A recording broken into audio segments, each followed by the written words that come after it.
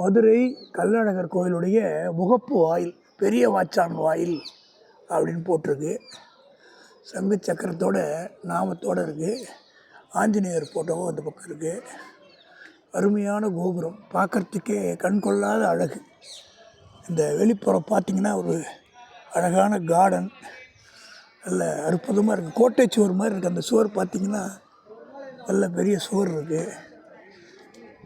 இங்கே ஒரு மண்டபம் இருக்குது. பக்கத்தில் நம்ம இப்போ இந்த பவித்திர புஷ்கரிணி அதை பார்க்க போகிறோம். அமுதார் மண்டபம்னு, அமுதார் ஹால் அப்படின்னு இருக்குது. ஒரு இயற்கையாக இருக்குது, பார்க்கவே கண்கொள்ளா காட்சி. ஒரு பக்தர்களுக்கு ஒரு மன அமைதி கிடைக்கக்கூடிய ஒரு அற்புதமான இடம்.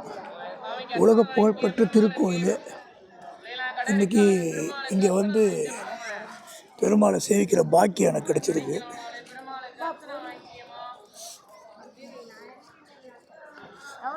பவித்திர புஷ்கரிணி குளம் பார்க்குறீங்க.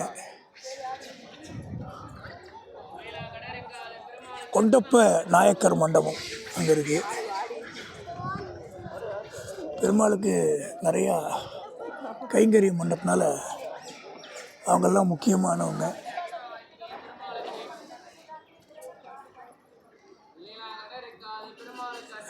பெருமாளுக்கு அர்ச்சனையெல்லாம் வைக்கிறதுக்கு கடை.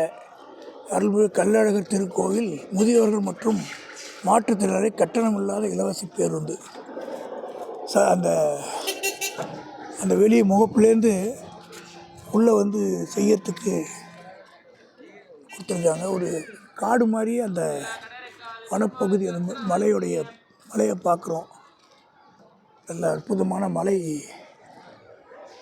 இயற்கையோட அழகு பார்க்க முடியுது இங்கே.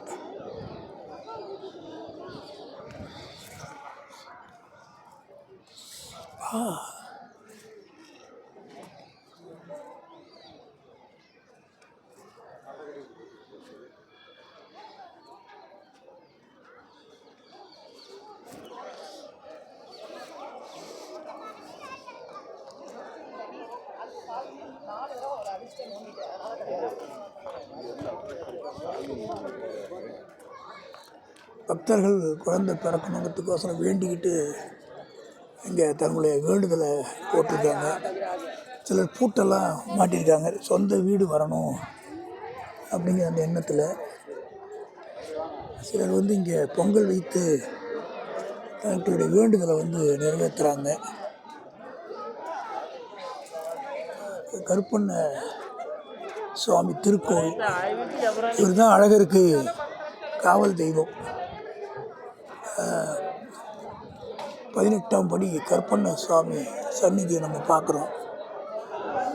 உருவத்து கதவு தான் ஒரு கட்டி மாதிரி இருக்குது. அதில் தான் இந்த வழிபாடுலாம் பண்ணுறாங்க. ஆஞ்சநேய பெருமாளுடைய வாகனங்கள்லாம் உட்காந்துருக்காங்க.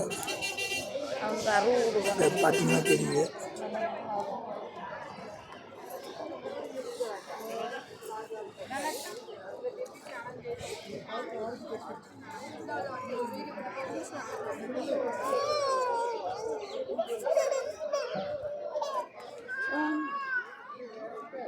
அருமையான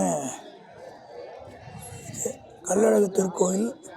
அங்கே அன்னதான கூட இருக்குது. காது குத்துமிடம், நூபுர கங்கை தீர்த்தம் நீராடல், ராக்காய் அம்மன் கோவில், மலை வழி நடைபாதைன்னு இத்தனையும் இருக்குது.